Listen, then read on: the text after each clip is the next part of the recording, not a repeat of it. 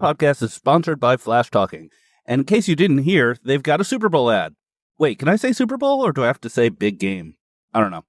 Okay, well, Flash Talking's got a big game ad. You can check it out at flashtalking.com/biggame. You'll also find a hidden camera prank with improv everywhere and other fun marketing to unleash the power of creative and make ads people want to see. So go to flashtalking.com/biggame for more. And I gotta say it, this ad could have been an email.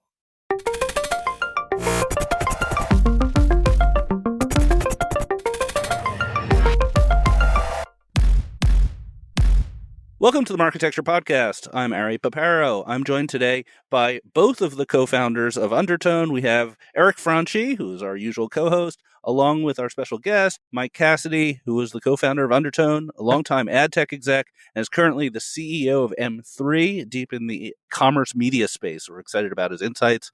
Mike, thanks for being here. Yeah, my pleasure. Thanks, guys. We're hoping to get some juicy details about Eric. We want to hear about how he once tried to sell an IO inside someone's kitchen, which we heard on a previous episode. But before we get started, some quick housekeeping. So a reminder that you should subscribe to the Marketecture newsletter. I'm writing an article every week at news.marketecture.tv. This week will probably be about the Walmart-Vizio deal. In addition, this week we have a great interview on Marketecture TV with DoorDash, hearing about how their commerce media is growing. It's really interesting stuff. As a reminder, the Marketecture interviews are free for 1 week after they are published on Marketecture TV, and then you have to be a paid subscriber, which I would encourage. All right, enough of the housekeeping. So tell us about your journey, about how you went from Undertone through acquisitions, through selling, and eventually in the agency world and now in commerce media. Yeah, happy to. So the Undertone journey was about 14 or 15 years for me and a little bit longer for Eric. I transitioned out of the business about a year before it was acquired. Took a little break, which was a nice thing to do because you guys know well the hustle and the requirements that go into running a digital media company. And so decided that I wanted to do something very different and was excited to take my experience and things I learned and hopefully add some value to entrepreneurs on their journey. And decided the best way to do that was to use my own capital and basically start a small private equity fund where I would go and acquire businesses and be supportive to them. It was really based on the fact that one of the best decisions Eric and I made was inviting a private equity group called JMI, who was an early investor in DoubleClick, into our business in 2008. I think we saw the benefit that came from that institutional capital, the knowledge of the team, and just what a great cultural fit it was. And so I think we had a 10 out of 10 experience where we would talk to lots of other people who had a 1 out of 10 or a 2 out of 10. And so the thought was, hey, let me see if I can kind of pay that forward. Also, I thought I could be helpful and selfishly wanted to make a financial return by putting money to work. And so built a small team. We spent about 24 months looking at different market trends, and ultimately really got excited about e-commerce, really got excited about Shopify. And ended up acquiring what was at the time in 2018, the largest Shopify Plus agency in the United States called BVA. And bought that business because I saw what was happening with direct-to-consumer. I saw what was happening with Shopify as kind of the Salesforce version of what Salesforce did for CRM and then the cloud. Shopify was doing for commerce. And I got excited about what that could mean and what that could do to democratize infrastructure and technology and so on and so forth. And so acquired that business and then up and down ride from there. What's a Shopify agency do? Shopify Plus is almost like an oxymoron. We were doing enterprise work, which again, enterprise for Shopify is not enterprise as we may think of it.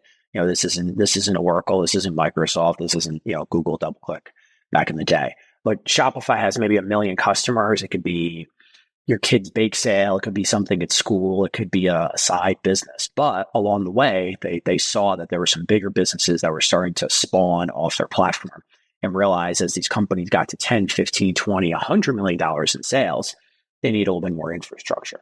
And so as a Shopify Plus agency, what we would basically do is work with brands on either bringing them to Shopify or upgrading them when they're already on the platform.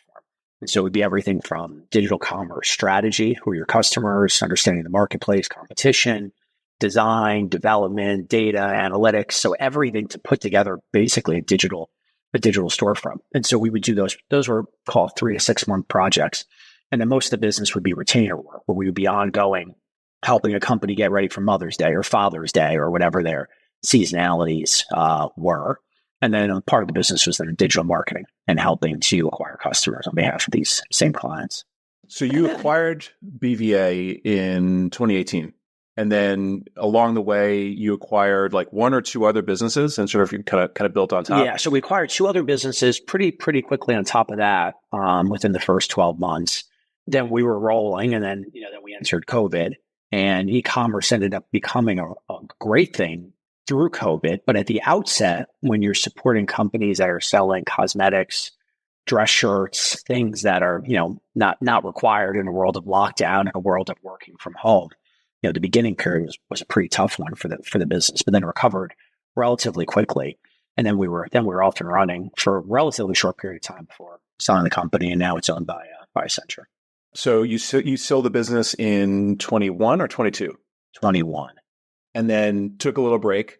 And then now you're back with Act 3, which is called M3, which from an outsider's perspective, and obviously I'm not an outsider, we've talked about this for some time, seems to be like, if Undertone and your, BVA commerce thing had a baby, it would look like M3. Yeah, it would look like it. I don't know if we would call it that if it was an actual baby, but it's possible. But I think a couple things drove to this. The first was I was excited to start a new company. I was excited to be a founder. I was excited to do the startup, buying other businesses and growing them, but also fixing the problems that come with any business. I just found at this point in my life was less exciting, not something I wanted to work on.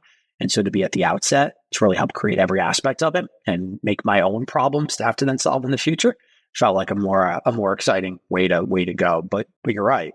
So while Undertone and Commerce Media have a baby is the sort of pitch that certainly a VC would like, I, as a skeptical podcaster, have no idea what that means. So how about a little more detail? I'll help out. So we started M3 really for two reasons. The first was, you guys know very well, and you talk about publishing, and it is difficult to be a media publisher. It's been difficult to be any sort of content publisher for a very long time.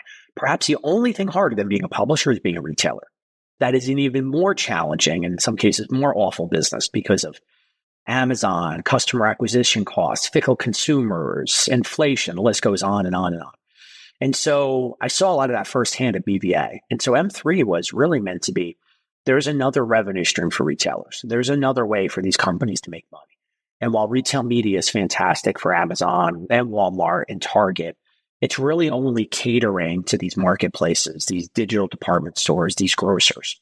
But there's the world of retailers and merchants, which I'll use interchangeably, or e-commerce companies, that have an audience, that have a brand, that have a valuable proposition, but they have no way to monetize it beyond the 2% conversion rate they get of people buying their sunglasses, their hats, their shoes, their luggage. And so M3 was created for the purpose of creating a secondary revenue stream for retailers to, in some cases, literally to survive, to keep the lights on. And then we think when done well, to really thrive and to make new profits that they can then put back into their business. Is this mostly non-endemic advertising? Are we talking about like Coke ads and pharma ads on your commerce site? Yeah. So examples could be this. You're shopping for luggage. You visit ToMeSamsoniteAway.com. Unless you have a weird fetish with collecting luggage and storing it in your attic or your garage, you're a traveler. Like, it's just as simple as that. We don't need 27 data points. We don't need all this sort of stuff to tell us that you're a traveler. And so Delta, Hilton, Avis, Viking Cruises, Florida Tourism, the list go on and on, should be in front of that consumer while they're shopping for luggage. Baby clothes. If a new mom or a mom who's having another child is visiting Carter's or any sort of site that they may like for purchasing kids' clothing, think about who that woman is, right? As an individual, as a mom, as a leader of a family, and the things that would be interesting to them. Volvo for safe cars or minivans, Giraffe for laundry detergent, Samsung for appliances, cosmetics, because maybe the mom wants to take care of herself in addition to her family. So you just go on, and there's all these adjacencies. And so there's an advertising component, but when done well, it almost becomes more brand partnership and a little bit more of a collaboration. So commerce media has seen like a lot of takes on this approach. Like, you have, what was the company that got acquired by WPP? Trident? Triad. Yeah, they were Triad. pretty much doing this for Walmart for many years. And then I was involved in a company called Longboard Media that got acquired by Bizarre Voice that was sort of a rep network for commerce companies. And also, I'd like to throw out a shout out to Intent Media, who's doing this specifically for the travel segment, where they would advertise counter travel deals when they predicted that the consumer wasn't going to buy a flight or something like that. And it all seems to work, but it also there's always concerns like, I know this is a long question, but like click out or reducing conversion rates or distracting the consumers. Can you walk us through like kind of how this space has evolved to make it possible for you to do what you're doing? Yeah, it's a hard business to build because it's not, and we all know from our prior experiences, you could go to the New York Times, you can go to USA Today, you can go to a publisher and come up with a new creative, come up with a new ad unit, come up with a different way to monetize. And generally, you can get some acceptance. You can test something, and if it works, great. If it doesn't, so be it. You go on to the next one. To go to a retailer who sells luggage and to say to them, you're going to put something on your site, it's not unusual to think that you may get a bit of a emotional reaction to that. What are we talking about? And so part of our journey and part of what we do is this is an educational process. This isn't make a phone call and all of a sudden you turn on the programmatic pipes. What we're doing is in some ways the complete opposite of what's happening in digital media. We're going to retailers to create an advertising business that's a very slow walk. We've got to test it. We've got to prove it. We've got to make sure that this is a secondary revenue stream and not getting in the way of the primary. So it takes a lot of hand holding, a lot of let's figure out the right matches. Let's figure out financial models. Let's figure out a way to do this. But when done correctly, it can be super powerful and it allows you to leverage your digital assets. It allows you to leverage your physical assets, such as the box that comes to your front door, and even, longer term to get into the actual store itself and to really do this whole, surround sound promotion. One of the biggest issues you alluded to is the click off. Retailers are generally, or I'd say almost exclusively adverse to, I'm not going to spend money building a brand, driving traffic, and then having Eric come to my site and have him click on a Delta ad and leave. And so what we're typically doing with part of our product is building brand pages or microsites to live within the retailer and having more integration. So again, that's why this becomes a little less pure advertising in the sense that we know it today digitally and more of an alignment partnership. But our business is to make it advertising like simple, scalable, and easy to work with from an advertiser agency perspective. Yeah, as a callback, a couple of months ago, we had my co-founder from Beeswax, Shamim, on, who was working on the IAB's standard for product listing ads in RTB. And one of the big objections to that is click out, which is like some retailers don't want ads in their product listing ads, even if they're high CPM, if they're click out. So I just thought I'd call that out. So do retailers do a test with you and they show ads and then they see how much incremental revenue they make versus how, if any, negative reaction they have for people getting to the shopping cart? The retailers are already pretty sophisticated with their A/B technologies and their testing, and so they can do a lot of this on their own and pretty easily. If you go to a retailer site, an e-commerce site, you're oftentimes going to see what they think of as internal promotion. What we think of as advertising. I mean, how many times you go to a retailer site, the next time you do, take a look for, you're 7 pages in and you've seen 7 different times free shipping, which you knew before you even got to the site. And so if I didn't know for some reason, which meant I was probably living on another planet because it's so ubiquitous today, tell me once, tell me twice, don't tell me 7 times. And so there's just all these missed revenue opportunities. So the easiest thing is let's slot into there and let's figure out other placements that make sense. Think about all the communications. Most of us don't open emails, but I bet if you're anything like me, you open up your confirmation email and your shipping email if you made a purchase of a product. And those emails get opened. They have useful information. There's no sponsorship. There's no advertising. There's really nothing else in them. And then you start thinking about longer term, the data and the integrations and the remarketing and the connection to loyalty programs. Like there's some pretty cool things we can do. That's more phase 2, phase 3. And you mentioned a couple times in-store, late in-store promotions. Historically, that's always been an issue for some retailers who are both bricks and mortar and online, where they have weird incentives where maybe the store managers want certain things and the online people want other things. Is that still the case? Have you run into that at all? Yeah, it's definitely, there are the silos and there are the specific budgets and responsibilities you have to sometimes fight fight through, but we're having some of those conversations. I'll give you examples. We're working with a hot sauce company that's looking to associate themselves with pizza. And they believe that pizza is a host food, and a host food is a great place where you can add hot sauce. And so part of what we're trying to do is connect them with pizza environments. Think of it as, uni pizza ovens. Think of it as ordering frozen pizza. Think of it as ordering pizza that gets delivered to your house. And so how can we integrate hot sauce in that journey? And that journey can be digitally. That journey could be if you actually order pizza. Does it come with one of those little, hot sauce examples that we sometimes see at hotels? And couldn't even be when you go to that restaurant, is hot sauce prominently displayed on the menu, so on and so forth. So that's just one example, but that's where this can eventually get to. And that's part of our product roadmap. I feel like we need to have those Italian guys from TikTok who would send you to jail for putting hot sauce on your pizza. If you know what I'm talking about, you know what I'm talking about. Yeah, I'm sure I offended some pizza aficionados. I think you offended me a little bit. Yeah, I apologize. Maybe we transition to Undertone. So, okay, here's the hard question that I know you guys aren't going to answer. What's the word under mean in Undertone? You want to take it, Mike, or you want me to? So the first business was an agency. We were buying ads for like the big direct marketers of the day being like 2001, 2002. Orbitz, Classmates, American Express, Match, so on and so forth. We found that there was this like ad unit that worked really, really well to drive clicks, to drive conversions. It was called a pop under, which has long been extinct. I think most of the listeners have never even heard of this thing, nor can they envision it. But basically, picture yourself like, looking at content in your browser. You close down the browser, and sitting on your desktop is this 720 by 300, basically billboard ad. It works so well. And we were, young entrepreneurial folks. We decided to build a business around it. At the time, we were, I think, a little bit better at sales than we were about brand and marketing.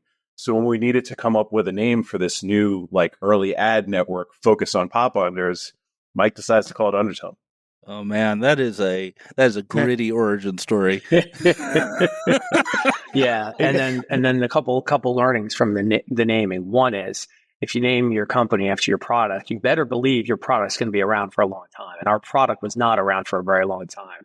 And so very quickly, we're named after a product we're really no longer sold in a couple of years. And then also in a crowded marketplace, starting with the letter U, when you go to a conference and you're the 38th company listed, when you paid your $10,000 sponsorship fee, is also something I think we both learned from. But the problem is everybody's called A today, so you got to figure out a different handle. So you had a long journey. You mentioned the investment from JMI, but you were doing Undertone, both of you, for how long? 14 years? Yeah, there was kind of like the first 7-8 years that we were doing it as a privately held company. And then there was the 7 or 8 years we were doing it as part of a private equity portfolio. And then there's kind of the 7 or 8 plus years now that the company's been owned by Perion, which is Israeli traded company. So I think for Eric and I, one of the things that we look back on with probably the most fondness is just the fact that we created a brand that's here 20 plus years later and seems to be performing well, and people are still building careers and building networks and doing some pretty cool things. Yeah, I mean, Perion stock price keeps going up as soon as you two were no longer involved. There was a direct correlation. That never gets old. It never gets old. Why don't you take us through like some big challenges that you guys undertook at Undertone and how you overcame them? Give us some more of the color of the more exciting parts of the story. Yeah, I mean, I think there were so many. I think it was, we had a constantly. I think the things we got right and wrong kind of interchange. I think the thing we got right is that we created a brand that tried to stand for something and tried to mean something, and we knew it didn't mean. We knew it wasn't relevant for everybody. Like, we believed in brand and mid and upper funnel. And there were waves of when the market was more direct response, and those weren't our best years. And there were waves where the market would come to us and we performed well. So I think having like a real focus and believing in it and not just going in the wind like everybody else seemed to do, I think helped. These are great businesses, but they're hard businesses because you have to constantly be recruiting. You have to constantly be retaining. We were both charged or expected to be growing 30+% a year. So, 22% growth on an annual basis is success for a lot. But I think in those markets and what we were doing, it felt like if you fell short. And so, I think it's the challenges of any business, trying to be relevant and trying to continue to innovate, trying to stand for something, have a culture and a competitive market that people want to be a part of. But Eric, you should build off that, give your own spin. Yeah, well said. I mean, I think back to the early days when we started it. Entrepreneurship wasn't cool. There wasn't like this whole ecosystem of support. There weren't a lot of people to learn from. So we had to figure a lot out on our own. And Mike and I, prior to Undertone and the first business, which was called Intercept Interactive, we were sales reps at About.com. So, we brought just like a salesperson's ethos and knowledge base and approach to everything that we did. So, all we did was just look to sell things and find things to sell and sell more of it. And, the whole like company building and understanding how to build something that's, scalable. I mean, at the time, the knowledge wasn't there. At the time, we were, sort of, again, just salespeople. So I think there's like so much more knowledge and infrastructure and ability to build things for scale today than there was back in the day. I want to know what percentage of guests on this podcast at some point worked for About.com. So I think it's surprisingly high. One sort of product question, which is, how did Undertone survive programmatic? Because the conventional wisdom is that programmatic sort of destroyed the ad network as everyone wanted transparency and control. But Undertone's still chugging along. Yeah, I mean, the good thing about Undertone is, we were so focused on moving in different directions than the market that when programmatic really started to make an impact on the network business model, like standard display inventory wasn't that big of a part of our business. We were really focused at that point on these proprietary ad units and takeovers and video and so on and so forth. So I feel like Undertone was able to stay ahead of the curve when programmatic really started to, on the trading desk and everything like that, really started to have an impact on businesses like that. But over time, through acquisition, through bringing on good talent, like I think a lot of the stuff that we were doing, is still there in terms of like the thrust of the offering, these high impact units. But I believe that they're, now all provisioned programmatically, just like the rest of the ecosystem. So the long answer was that. The short answer is, we were, I think, thankfully just ahead of the curve on a lot of stuff. Yeah, programmatic really took out people who were specializing on the audience side, but you were on the creative side, so maybe a little bit different. All right, so to finish up, Mike, can you embarrass Eric somehow? Can we? Do you have any good stories of being in the trenches? Doesn't have to be embarrassing, but we have him. Eric's the co-host; he's always here, but we want to get some additional color so we can hold it over his head for the rest of his life. Yeah, so Eric and I met 24 years ago, and we've been good friends since. And I would like to say 24 years from now that we continue to be good friends. So I come into this somewhat apprehensive on what I can share, because the reality is I have more to share than just about anybody. We were young college graduates in New York City who were trying to make a life, trying to make a career, working hard, and trying to have a little bit of fun along the way. So, any mistake any of us could have thought of having, we made or could have made during those years. Eric probably made those along with myself, and I fortunately had a front row seat to it. So I think I'm going to leave your audience in suspense with some of that, and this may be a sidebar where I send you an email with the 12 or 13 things that are running through my mind right now. You've got the goods. We could do a listicle, like 10 most embarrassing Eric Franchi moments. Correct. Was he jumping into ice pools back then? Was he cryogenically freezing his nuts as part of your time? Eric, when I got to know him originally, he's always been into fitness. He's always been into health. I think the big thing then versus now is that he was just lifting a lot, and he can share more about his propensity for lifting and even extending into bodybuilding. And he was very excited and fascinated, very good at doing those things. I think he's realized he's trying to be a little bit lighter as the bones get a little bit older. I got one that just popped into my mind. Do you remember the time that we were out to lunch with a rep when it was still an agency business? And again, I'm probably 25, I'm maybe 24. Same with Mike. And somehow there was a challenge or a dare to eat like a whole bowl of wasabi. Yeah. And you did it. How much was I paid for that? Like $10. And you basically ate like there were 3 or 4 of us at a lunch. And think of that. Think of the portion that we each would get. And this stuff isn't exactly high quality, right? Like we were at one of your 2-star, Hell's Kitchen sushi restaurants in like italics. And I think you took 3 or 4 of our hot wasabis, packed them in, threw it down, and I almost like you snuck it past the taste buds, which made it tolerable. But you earned your $10 bill.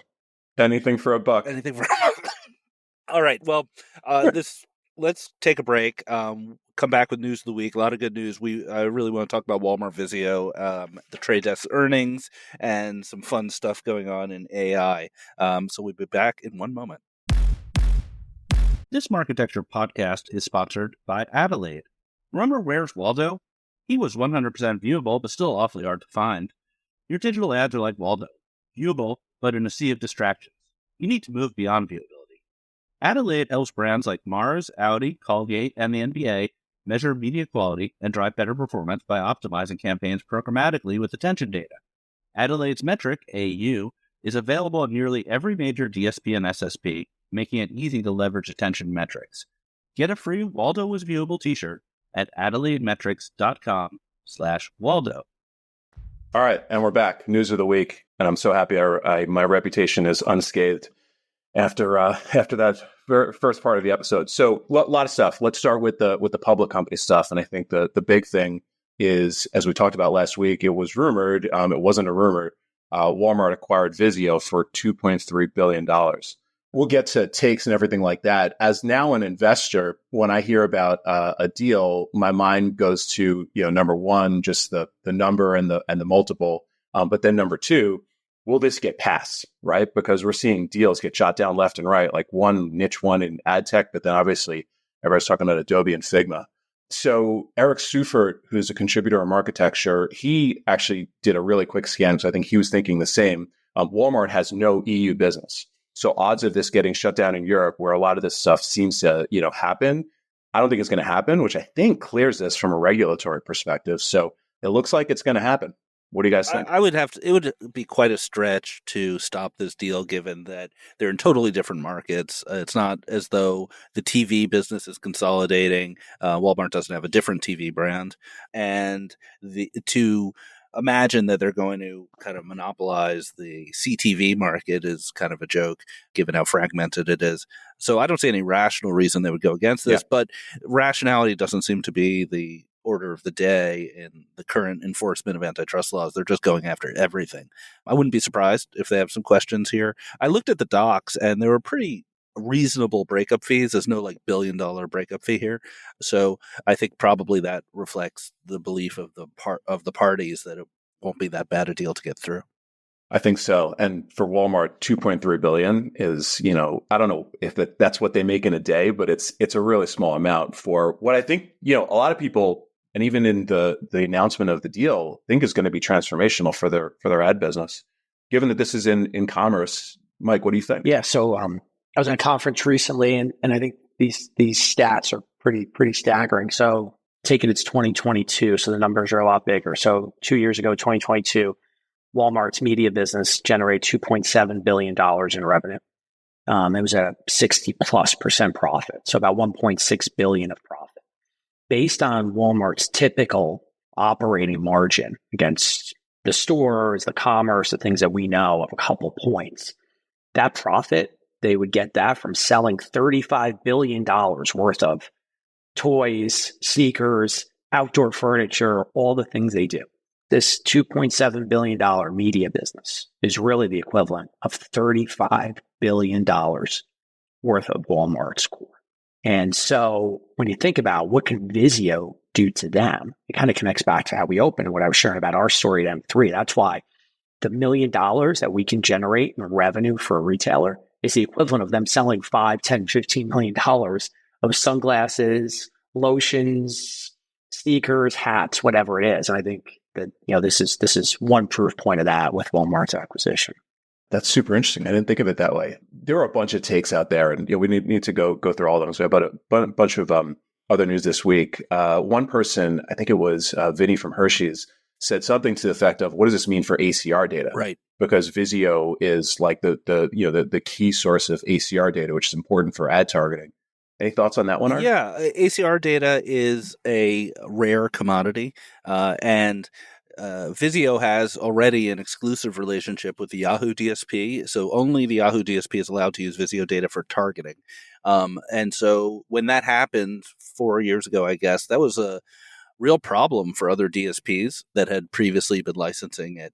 And the other major sources of ACR data are Samba TV, which has a longstanding exclusive relationship with the Trade Desk, and Alfonso, which was bought, as we know, by LG and is used for LG ads. So I would be a little concerned if I didn't have really good ACR data currently flowing into my systems, because you could imagine a world where Walmart turns off the spigot. To give you a sense of scale of Vizio's revenue, they have this thing called Platform Plus, which is effectively all the revenue they get from advertising and everything else. And that's only like a $360 million business that they're making from all this advertising and everything else. And and the advertising stays, the data sales is probably 100 million. So there is a world where Walmart only allows that Vizio data to be used for their own ad system, which would be quite a blow to a lot of other TV-oriented business models. That's super interesting. But I think the bottom line on this is, Walmart gets upper, top of funnel product. Walmart gets the ability to do closed loop, attribution on exposure to in-store sales. And, there's probably a bunch of other interesting stuff that comes along with it. One thing that somebody noted was that supposedly Walmart had been looking at this for some time. And if you look at Vizio's stock price in 21, it was like $25. But then ultimately they did the acquisition for 11. So I think price might have played a little bit of a factor in this one, but this will be great to watch. Yeah, it's also helpful if you're a company like Walmart that has a lot of cash and doesn't need to worry about interest rates as much, cost of capital. So I'm going to just pitch myself again, which is I'll be covering this in the newsletter coming out Monday, and I'll have a lot of thoughts on a lot of these issues. So please subscribe. Yes, please do. All right, public company stuff, earnings, TTD and AppLovin both rip the cover off the ball. So TTD, just to run through some stats, Q4 revenue in 22 was 491 million. In 23, it was 606 million. So up 23%. Net profit over the same period, 71 million to 97 million. So, they're just growing every single quarter. Or you flagged this one. There's $10 billion running through the platform right now. Yeah, that's a lot. Which is a big, big number. Yeah, that's a much bigger number than it was a couple years ago. They are a little inconsistent about reporting it, so you can't really make a very nice looking graph showing how it's growing. But that's a really big number, and I think they're starting to close the gap versus DV360 and Amazon, if you kind of want to rank those three as the top three DSPs. Yeah, for sure. And then you also pointed out this one that the earnings transcript was a good read, particularly around Jeff Green's comments on UID and how he continues to just beat up on Sandbox. I'll pull the quote. Privacy Sandbox is an incredibly complex product understood fully by very few people, which will likely degrade the Chrome experience for publishers and brands, but especially for users. So he's just relentless on this one. He is. I think justifiably so. He is. I mean, it's good that he's talking up his game, but there's some reality to his game too. UID2 is starting to show some results in some trials that have been released, and they're banking on that much more than Sandbox. I just want to throw out something that someone smart, intelligent told me this the other day, and I hadn't really thought it through, which is, on the buy side, a company like the Trade Desk could kind of ignore Sandbox if they want. They can just keep doing business the way they do and just not use it, right? It's totally fine for them to not use it. And I was sort of extrapolating that overall to the market and saying, well, maybe Sandbox will just be a dud. But then someone smarter than me pointed out the fairly obvious point, which is on the sell side, if you don't adopt Sandbox, you lose all the revenue from Google and DV360. Because Google and DV360 are only going to bid using the Sandbox protocols. And so publishers are going to be forced to adopt at least the audience Sandbox proposal, whether they like it or not. And I hadn't really thought that through. It makes a lot of sense now that person who I won't mention explained this to me. That does make sense. One other thing on public company stuff. So AppLovin, if you thought TTD was great, I mean, AppLovin even better. So revenue up 36% year over year to 953 million for the quarter. And this is a piece that I saw. I thought was pretty interesting. Revenue for its software platform called Axon, which, again, if you look at it, it's kind of like their version of PMax, which is, just set it, forget it, algorithmic ad targeting, was up 88%, and it's 576 million. So their business is heading in the same direction as, Google and Facebook, or Meta rather, when it comes to this like automated algorithmic stuff. Yeah, I am not sure exactly how they define software. I think they're defining software as effectively all the ad tech, meaning their SSP, their DSP, their whatever. And then the difference, the delta from total revenue is their owned and operated, because they have a pretty big app business. I think that's what it means. But still, it's a very big number. All right, let's get into the AI stuff. So two quick hits, and we'll get into the one that Ari is chomping at the bit to talk about. So number one, apparently New York Times experimenting with a generative AI tool. It was an announcement. There wasn't a lot of like specifics on it. It was actually a little bit confusing. It seems like it's either going to make campaign recommendations on the fly or do like real-time contextual targeting based on suggestions on the page. It wasn't clear to me. I don't know if you guys read it and had a different take on it or could explain it to me. It didn't sound particularly newsworthy. It wasn't overly clear, and it didn't seem like it was all that groundbreaking. And yet there was coverage. All right, we'll keep it going. Number two, just a new startup to keep on the radar from Jonathan Heller, Weiwei, and Michael Rubenstein. So the original DoubleClick and then FreeWheel and then AppNexus leaders. It's called Firsthand. This one I think is a little bit easier to understand. It's basically custom AI agents for brands and publishers. So in an age where they're concerned about data leakage and their data being used by other large LLMs, basically create their own and then have them interact directly by users. So great team. I think interesting idea. One to keep an eye on. Yeah, I'll just say I know the founders very well. Heller, as one of the founders of FreeWheel, he has this sort of DNA about rights management, because that's really what FreeWheel did that was unique, was they tied the video ad serving to the video rights management. That's why the product is called MRM, which means Media Rights Management. That's the acronym for FreeWheel's ad server. And so in this announcement of their company Firsthand, there was sort of a little bit of that DNA. There was conversations about making sure publishers have the rights to use the data in their AI, making sure other people pay for it. So I think that experience gives him some perspective on the problem that maybe some other folks don't have. That makes sense. All right, now we'll talk about the big one. So after last week's recording, OpenAI dropped Sora on the world. So Sora, if you haven't seen, it is a text to video product from OpenAI. And some of the things that they were showing were just insane.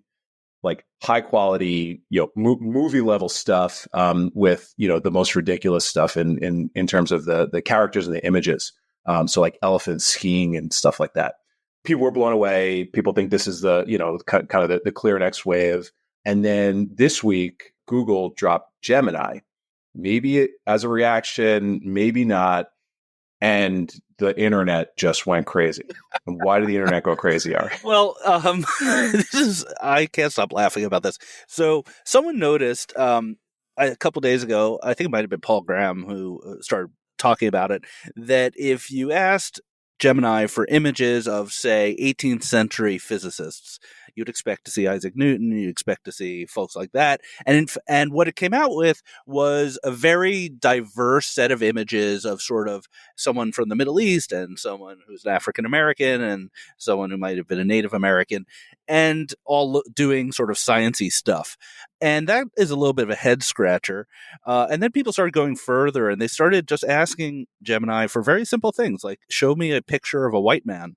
And Gemini responded with notes saying that this is problematic and that we need to be more open and diverse, et cetera. And the AI was not willing to create a picture of a white man.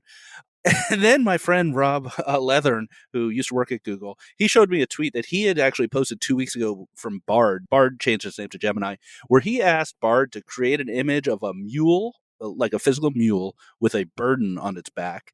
And Bard refused to do that because it was stereotypical of a mule and its burdens. And so I just would love this to be an episode of Silicon Valley, the missing episode of Silicon Valley, where the Pied Piper middle-out algorithm is about to be released to the public, and the venture capitalists tell them, oh, you have to watch out. You don't want to offend anybody with this algorithm. So they change it, they add a woke filter, and the algorithm, everything it produces is black, basically.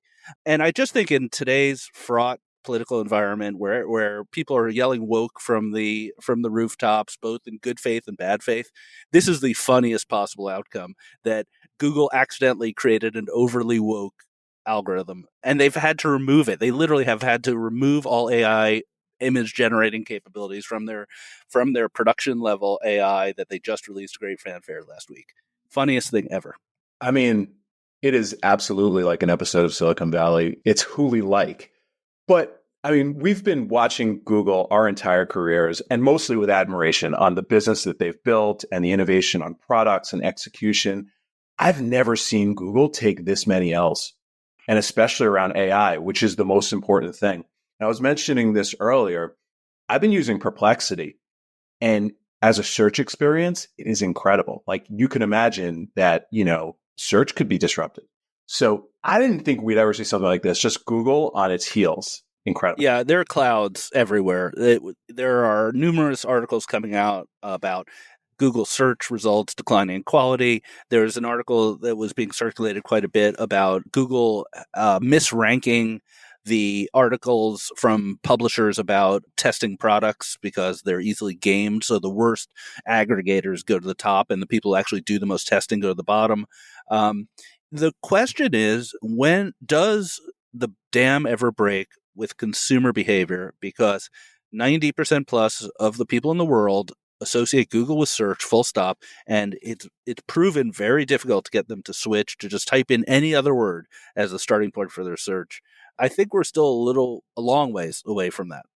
Yeah, I mean, I would have never thought about using Bing search years and years ago, and now I have people telling me to use it. They recommend it, but some of the AI that Microsoft's doing in Copilot and stuff like that. So I haven't gone as far as to make it the first place I go or necessarily the second place, but I do play around with it more than I have in the last 10 or 15 years, right? There's nothing I would have done beyond Google for a long time, but now, like you, Eric, right? I'm trying out some new stuff and getting some exposure to it. Clearly, we're all in that 2% that's going to try stuff first. At Ari's point, right? There's the 98%, which is the vast majority, that's going to continue using Google because that's the verb. All right, it's what they know. But this seems to be that first little chink in the armor. This seems to be the first little, deflation in an area that I don't think you can ultimately afford to have it, because it's going to be just so game changing. Every business has to have an AI strategy. And every business has to think about how are they using it, either like immediately or down the pike. And so we have one as well. With us, it's going to be recommendations. It's going to be brand partnerships. It's going to be, how do you find those connection points, right? That traveler, it's easy if they're buying suitcases to think about Delta Airlines. But what are the things that are not so obvious to our mind, or we just don't get to quick enough, or it takes too long? And so how do we use those sort of tools? And then how do we use the tools for everything, right? From creative execution to deployment. And as a startup, we spend a lot of time thinking about how can my co-founder Greg and I, how can the two of us really be 4 people, 5 people, 6 people? So it's I think constantly on our minds. Yeah, agreed. Use ChatGPT. It's a superpower. Let's end it with some publisher stuff. Ari, you said you had some further conversations on SP500 from TTD. Yeah. So last week, an article came out talking about Trade Desk's top 500 inclusion list called SP500. It's important to note that this was not a press release by the Trade Desk. It was sort of a scoop. So the Trade Desk was not ready to really talk about the details. And immediately, as is common in the ad tech world, everyone's worst instincts came up that this was, a ploy to disintermediate publishers to force them to play by their rules. I emailed a bunch of folks saying, hey, what's the deal? And there are 3 questions that have come up that I do not have fully resolved. If people know this, please reach out into my DMs and I'll respect your privacy. So first was, is it required to be part of OpenPath to be part of SP500? The second was, is it required to participate UID2 to be part of SP500? And the third and most pernicious rumor out there is that publishers will not get reporting on who bought them. It'll be a blind ad network from the publisher's perspective. I haven't really been able to confirm any of those 3, but some folks said that UID2 is highly recommended as part of SP500. So more to come on this. I'm watching this. I think everyone should be watching this. It'd be great if we got a little more public disclosure about what's going on here. Yeah, particularly on the third, right? Which is, is this basically like a network of 500 premium publishers? Right. I mean, oh my God. Okay, great. So final one is actually not that great. So BuzzFeed is selling Complex to Network. BuzzFeed acquired Complex, which was previously acquired through a JV from Verizon and Hearst for $300 million in 2021. They're selling it for $100 million in 2024, minus, I think the Crown Jewels, which is the First We Feast franchise, which includes Hot Ones. BuzzFeed is a publicly traded company. It expects to do, once they report, it's expected to do $300 million in revenue. They've got about $150 million in debt, and it's trading at 21 cents and valued at $30 million.